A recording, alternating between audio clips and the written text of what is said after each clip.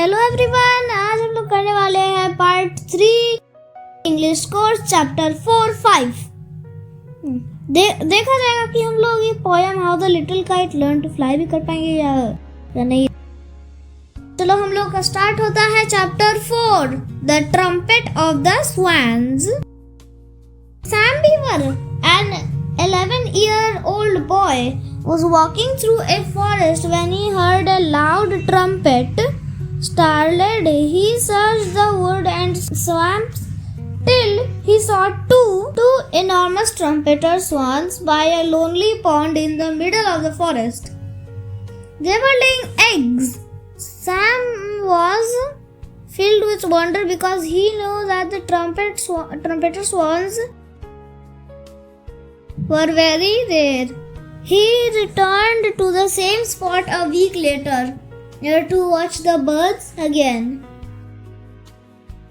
The strange feeling of being watched, she twisted and peed uneasily and gazed intently at the point of land that jutted out into the pond near the nest, searching for an intruder. What she finally saw surprised her. There was a small boy sitting on a log. He was very quiet and he had no guns. "There is a boy on the log," the swan whispered to the cob. The cob was very angry. "How did he get in here? In the heart of the forest, boys can't fly and there's no road in the jungle." And he shouted. "Maybe he is lost," said the swan quickly. "Anyways, he's just looking at us." "But what if he throws a stone at us?" said the cob. "Just wait. I'll go and knock him cold with my wings." "Now just wait. Don't start a fight," said the swan.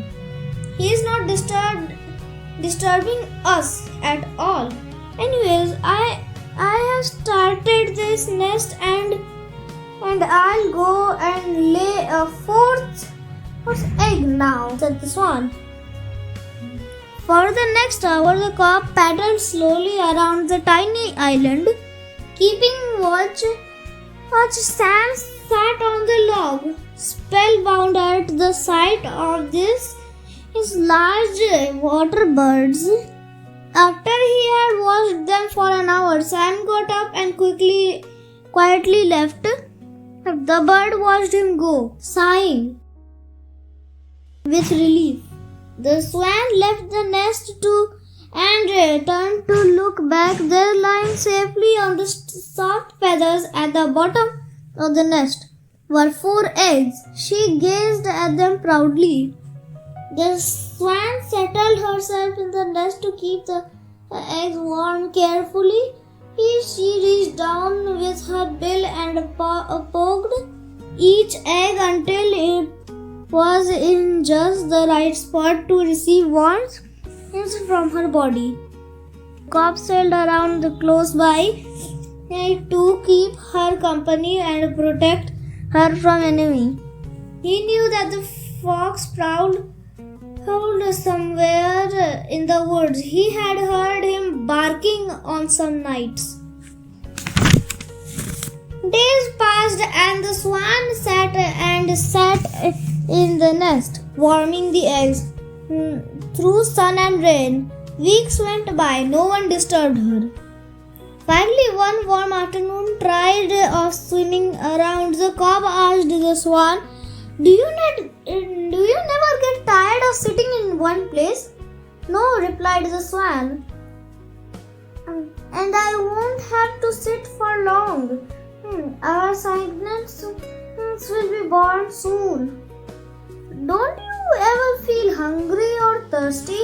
asked the cob. "Yes, I do," said the swan. "I am actually very thirsty right now." The swan decided she could safely leave the eggs for a few minutes. She pushed some loose feathers around the eggs to hide them and keep them warm. Then he stepped off the nest and entered the water to take a few quick sips. She glided over to a shallow place, pushed her head under water, and pulled up tender greens from the bottom. Finally, she paddled out onto a grassy bank to stood there, preening her feathers. She felt good, but she had no idea that at that moment their enemy, the red fox, stood waiting behind a clump of bushes. The cob saw the fox first. "Look out!" he trumpeted. "I can see the fox creeping towards you. You are in danger." But just as the fox was about to spring on the swan, a stick came hurtling through the air, surprising everybody. Struck the fox is on the nose. He yelped in pain as he turned around to run away. The two birds could not imagine what had happened. Then they noticed a movement in the bushes. Out stepped Sam Beaver, the boy who had visited them a month ago. Seeing him, the swans knew that he had saved them from the fox. They realized that the boy was their friend after all. "Kohoo! Kohoo!" said the cob. "Kohoo!" replied the swan. The pond rang with the sounds of victory and gladness. Sam was thrilled. He walked slowly around the shore and sat down on a log. The cob swam over towards Sam, climbed out of the pond and stood close to the boy, looking at him in a friendly way and arching his neck gracefully. Once he ran his neck far out cautiously and almost touched the boy. Sam never moved a muscle. His heart thumped from excitement and joy. The swan paddled back to her nest and returned to her eggs. She felt lucky to be alive. An extract from the trumpet of the swan. So ये रहा हम लोग का chapter 4 का and. फिर अब हम लोग ये पार्ट 3 कर रहे हैं ना, तो फिर हम लोग चैप्टर 5 में मूव ऑन करेंगे. The mark of A champion. चलो हम लोग ये स्टार्ट करते हैं, लेकिन हम लोग इसका राइटर देखते हैं, जो कि इसका राइटर पीका नानी. So, इसका राइटर है पीका नानी. Okay. Susmita was an outstanding archer and had been chosen to represent Jharkhand in the National Inter-School Archery Championship. Unfortunately, 3 days before the competition, she injured her right arm while standing up for her friend against the class bully. But she did not let that stop her. On the day of the championship, Susmita walked to the field with her bow and her quiver of arrows and took her position at the shooting line 30 meters away from the target base. It had 10 concentric rings, two rings each of white, black, blue, red and yellow. Scored from 1 to 10, and from the outermost circle to the center. She scanned the crowded stadium and smiled when she spotted her schoolmates in their maroon uniforms cheering for her. There were 7 more girls standing at the line to her right. It was her closest competitor, the girl called Sweetie from Maharashtra. She started incredulously. He had Susmita's right hand covered with an arm guard. The signal was given for the competition to start. The winner would be he decided on the basis of knockout eliminators, where after each round the two lowest scorers would be out of the competition, normally 15. Arrows had to be shot in all, but because of time constraints, the number had been reduced to 9. 3 arrows in 3 rounds or ends, as referred to in archery. The time limit for each end was 2 minutes. Sweetie scored 778.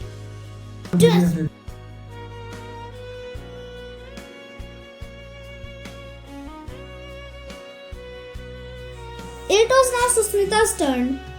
She took her stance and raised the bow with her injured hand, keeping the bow level with the target. She fitted the arrow onto the string with her left hand and drew string back fully to the side of her face.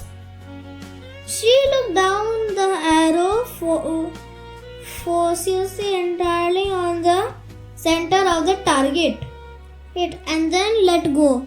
The arrow flew to the face and he scored 9 points. The next 2 arrows came quickly one after the others, scoring 8 in each. Susmita was the highest scorer in this end. The crowd was tuned. Everyone knew that Susmita was a right-handed archer. She had clearly injured the hand, and her rival and their supporters had been hoping it would pull her out of the competition. Instead, she had managed to score so well with her left hand. But this was no miracle. Susmita had been determined not to allow an injury to come in the way of her dream. Don't practice until you get it right. Practice until you can't get it wrong, she had heard somewhere.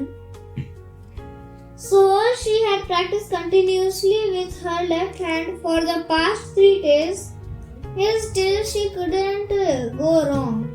Thankfully, her recurve bow was light yet powerful, needing lesser force on the first evening. She had struggled to even position the arrow on the string. But the second day, the arrow was flying all over her garden. By the evening of the third day, the left hand had been trained enough to hit the target every single time. On the field, 6 girls remained. Sweetie with 3 strings, 8 was the highest scorer in the second end. Susmita's scorers were not good this time. With 775, she just managed to scarp through the final end. There were now just 4 left in the competition, and based on their scores, they would be awarded the gold, silver, and bronze medals. Susmita's 2 minutes started. She steadied her bow arm and took aim. The first arrow hit the red ring and got her 7 points. She had to do better if she wanted gold. If I can believe it, the mind can achieve it, Sita repeated to herself. When she took aim again, she He tried not to think of the increasing pain in her right arm and focused on the target. I can do it, she thought. As she relaxed the arrow, it hit bullseye. She had won 10 points. She positioned her final arrow. Susmita! Susmita! The crowd chanted. One more good shot and she would win.